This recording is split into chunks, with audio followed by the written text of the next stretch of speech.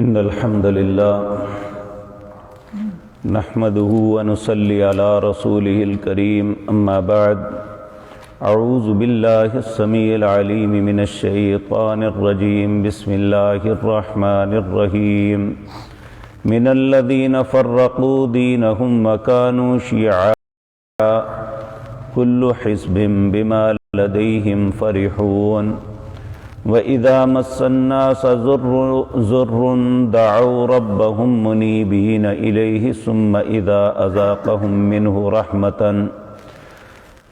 رَحْمَةً إِذَا فَرِيقٌ مِّنْهُمْ بِرَبِّهِمْ يُشْرِكُونَ لِيَكْفُرُوا بِمَا آتَيْنَاهُمْ فَتَمَتَّعُوا فَسَوْفَ تَعْلَمُونَ أَمْ أَنزَلْنَا عَلَيْهِمْ سُلْطَانًا فَهُوَ يَتَكَلَّمُ بِمَا كَانُوا بِهِ يُشْرِكُونَ وَإِذَا أَذَقْنَا النَّاسَ رَحْمَةً فَرِحُوا بِهَا وَإِن تُصِبْهُمْ سَيِّئَةٌ بِمَا قَدَّمَتْ أَيْدِيهِمْ إِذَا هُمْ يَقْنَطُونَ أَوَلَمْ يَرَوْا أَنَّ اللَّهَ يَبْسُطُ الرِّزْقَ لِمَن يَشَاءُ وَيَقْدِرُ إِنَّ فِي ذَلِكَ لَآيَاتٍ لِقَوْمٍ يُؤْمِنُونَ فَآتِ ذَا الْقُرْبَى حَقَّهُ وَالْمِسْكِينَ وَابْنَ السَّبِيلِ ذَلِكَ خَيْرٌ لِلَّذِينَ يُرِيدُونَ وَجْهَ اللَّهِ وَأُولَئِكَ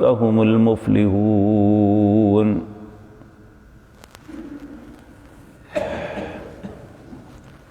حضرات محترم،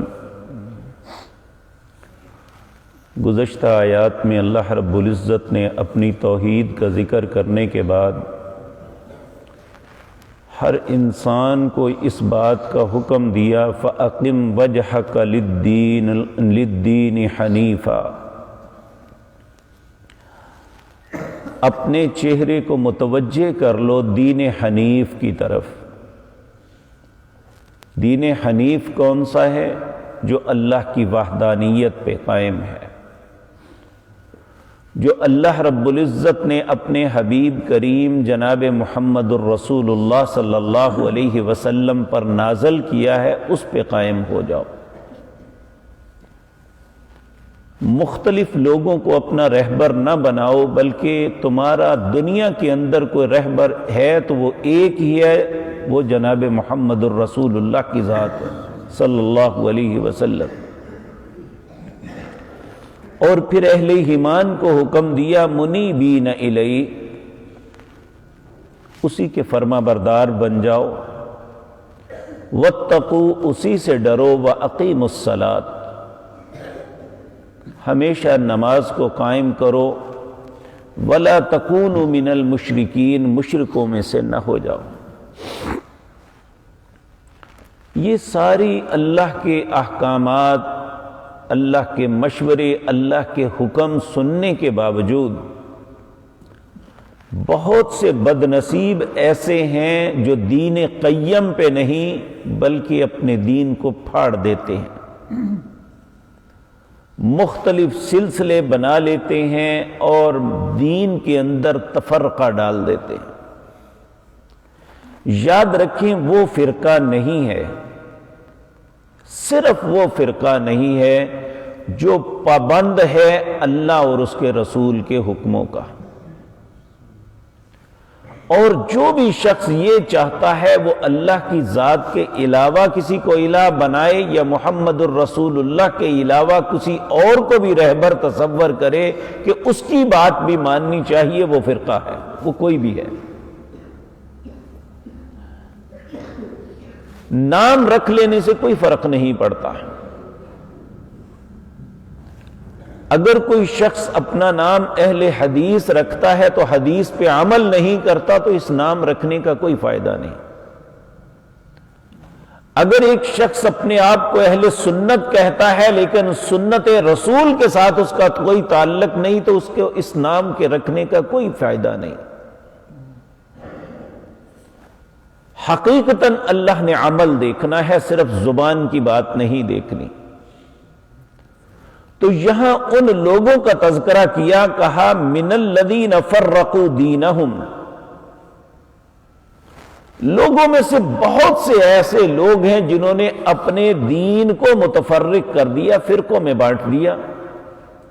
وَقَانُوا شِيَعًا، وہ گروہ در گروہ ہو گئے۔ اور پھر سب سے بڑی بدقسمتی یہ ہے کہ انسان کو ہمیشہ یہ نہیں سمجھنا چاہیے کہ میں ہی پرفیکٹ ہوں،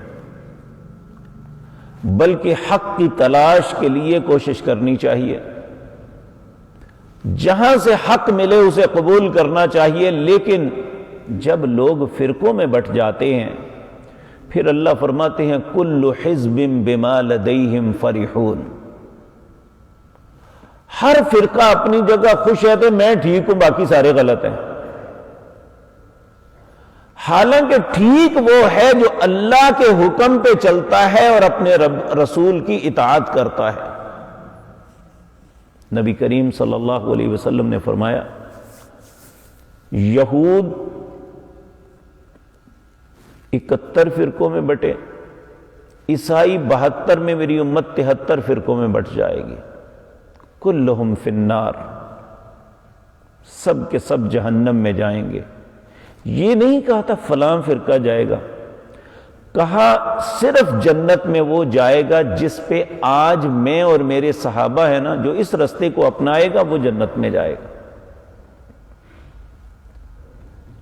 تو اس لیے سوچنے کی بات یہ نہیں ہے کہ فلاں چلا جائے گا، سوچنے کی بات یہ ہے جو اللہ اور اس کے رسول کی اطاعت کرے گا صرف وہ جائے گا۔ اللہ ہم سب کو اس رستے پہ چلا دے۔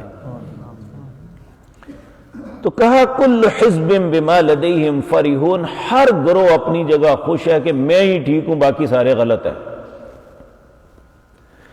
پھر اللہ رب العزت فرماتے ہیں وَإِذَا مَسَّ النَّاسَ ضُرٌّ دَعَوْا رَبَّهُمْ مُنِيبِينَ إِلَيْهِ، جب ان انسانوں کو، لوگوں کو کوئی تکلیف چھوتی ہے، کوئی مصیبت میں پھنستے ہیں، بیماری آ جاتی ہے اور زلزلہ آ گیا، کشتی پہ سفر کرتے ہوئے بھنور میں پھنس گئے، تو اللہ فرماتے ہیں پھر اس وقت صرف دعوا ربہم منیبین، صرف اللہ کو پکارتے ہیں یا اللہ بچا دے۔ آپ دیکھیں نا جب زلزلہ آتا ہے بڑے بڑے بدماش باہر نکل کے کہتے ہیں اللہ اشہد ان لا الہ الا اللہ استغفر اللہ، لیکن اللہ فرماتے ہیں ثم اذا اذاقہم منہ رحمتا، جب اپنی رحمت کا مزہ چکھاتا ہوں یعنی اس مصیبت سے نکالتا ہوں، اذا فریق منہم بربہم یشرکون، ایک فریق پھر اپنے رب کا شریک بناتا ہے، جی فلاں نے بچایا تھا۔ جب پھنسا ہے تو اللہ، جب نکل گیا تو فلاں نے بچایا ہے۔ یہ بدبختی ہے انسانوں کی۔ اللہ رب العزت جس کا تذکرہ کر رہے ہیں لِيَكْفُرُوا بِمَا آتَيْنَاهُمْ، اللہ فرماتے ہیں جو میں نے انہیں دیا ہے کہ اس کی ناشکری کر رہے ہیں۔ جب یہ کہتے ہیں نا فلاں نے مجھے دیا، رزق فلاں کی وجہ سے ملتا ہے، یا فلاں مجھے مصیبتوں سے چھڑاتا ہے، فلاں نے میرا یہ معاملہ کیا، فلاں نے مجھے بیٹا دیا، لِيَكْفُرُوا بِمَا آتَيْنَاهُمْ، جو اللہ نے عطا کیا ہے اس کی ناشکری کر رہے ہیں۔ اللہ فرماتے ہیں فَتَمَتَّعُوا، کوئی بات نہیں یہ فائدہ اٹھا لے، فَسَوْفَ تَعْلَمُونَ، ان قریب انہیں پتہ چلے گا کہ اللہ کے حکموں کا ناشکری کرنا کتنا بڑا جرم تھا اور اس کی کتنی سزا بھگتنی پڑے گی۔ ام انزلنا علیہم سلطانا، اللہ تعجب سے کہتے ہیں کیا ان پہ کوئی میں نے دلیل اتاری تھی؟ فَهُوَ يَتَكَلَّمُ بِمَا كَانُوا بِهِ يُشْرِكُونَ، یا جن کو یہ شریک بنا رہی ہیں انہوں نے انہیں آ کے کہا تھا کہ ہمیں پکارو؟ کون سی دلیل ہے اللہ کی طرف سے کہ میں نے فلاں فلاں کو اپنے اختیار دیے ہوئے ہیں یا فلاں فلاں کو اپنا ولی چن لیا ہے؟ کس پہ وحی آئی ہے یہ؟ تو اللہ رب العزت فرماتے ہیں میں نے نہ تو کوئی دلیل اتاری ہے اور نہ ہی ان لوگوں نے کلام کر کے انہیں کہا تھا وہ بت ہیں یا فوت شدہ لوگ ہیں، کسی نے یہ بات نہیں کہی کہ لو جی ہمیں بھی اللہ کا شریک بنا لو۔ وَإِذَا أَذَقْنَا النَّاسَ رَحْمَةً فَرِحُوا بِهَا، اللہ فرماتے ہیں یہ لوگوں کی عجیب کیفیت ہے، جب میں انہیں اپنی رحمت کے مزے چکھاتا ہوں نا، ان پہ عنایات کرتا ہوں، فَرِحُوا بِهَا بہت خوش ہوتے ہیں۔ وَإِن تُصِبْهُمْ سَيِّئَةٌ بِمَا قَدَّمَتْ أَيْدِيهِمْ، جب اپنی کرتوتوں کی وجہ سے ان پہ مصیبتیں آتی ہیں، اِذَا هُمْ يَقْنَطُونَ پھر بڑے ہی مایوس ہوتے ہیں۔ ساڑھے نل کی بنیا جی، جو کیتا ہے وہ بنیا، جس طرح کہتے ہیں جو بوئیں گے وہ وہی کاٹیں گے۔ ایسا تو نہیں ہے کہ اچھائی بوئیں اور برائی کاٹیں، برائی بوئیں گے تو برائی کاٹیں گے۔ اللہ رب العزت ہم پہ رحم فرمائے۔ پھر فرمایا اولم یروا، کیا یہ نہیں دیکھتے ان اللہ یبسط الرزق لمن یشاء ویقدر، اللہ جس کا چاہتا ہے رزق فراخ کر دیتا ہے اور جس کا چاہتا ہے تنگ کر دیتا ہے۔ ان فی ذلک لآیات، یہ نشانیاں ہیں کس کے لیے؟ لقوم یؤمنون، جو ایمان لانے والی قوم ہے۔ جو ایمان ہی نہیں لاتی اس کے لیے کوئی نشانی، کوئی حیثیت، کوئی اللہ کا حکم کوئی حیثیت نہیں رکھتا۔ اللہ فرماتے ہیں فَآتِ ذَا الْقُرْبَى حَقَّهُ، تم اپنے قریبیوں کو ان کا حق دو، مسکینوں کو دو، وابن السبیل مسافروں کی خدمت کرو، ذَلِكَ خَيْرٌ لِّلَّذِينَ، یہ بہتر ہے اس کے لیے یریدون وجہ اللہ، جو اپنے رب کی رضا کو متلاشی ہے، جو یہ چاہتا ہے میرا رب مجھ پہ راضی ہو جائے، پھر وہ لوگوں کا مال نہ کھائے، فراڈ نہ کرے، کسی کا حق نہ چھینے، بلکہ اپنے قریبیوں کو عطا کرے، مسکینوں کو دے۔ مسکین کہتے ہیں جو کام تو کرتا ہے لیکن اس کی مزدوری اجرت اتنی نہیں بنتی کہ وہ اپنے گھر والوں کا اچھے طریقے سے خرچہ چلا سکے۔ عمومی طور پہ ہم سمجھتے ہیں جس کی ماں مر جائے وہ مسکین ہے، یہ بات غلط ہے۔ مسکین ہر وہ شخص ہے جو تندرست، توانا، سب کچھ ہے، مزدوری بھی کرتا ہے، کام بھی، محنت مشقت کرتا ہے، لیکن اس کے پاس اتنے پیسے نہیں بنتے کہ وہ اپنے گھر والوں کی اچھی طریقے سے کفالت کر سکے۔ اور یہ سب سے زیادہ حقدار ہے جو مانگتا بھی نہیں، محنت بھی کرتا ہے لیکن تنگ دستی کی زندگی بسر کرتا ہے۔ وابن السبیل، اسی طرح مسافر ہیں، اور مسافر کی خدمت کرنا یہ اللہ کی رضا ہے۔ تو اللہ رب العزت ہم پہ رحم فرمائے، ہم بجائے اس بات کے کہ لوگوں کے مال پہ ہر وقت نظر رکھتے رہیں، اب اگر اللہ کو راضی کرنا چاہتے ہیں، یہ چاہتے ہیں میرا رب مجھ پہ راضی ہو جائے، تو پھر دوسروں پہ خرچ کریں۔ کہا وَأُولَئِكَ هُمُ الْمُفْلِحُونَ، جو ایسا کریں گے وہی فلاح پائیں گے، وہی کامیاب ہوں گے۔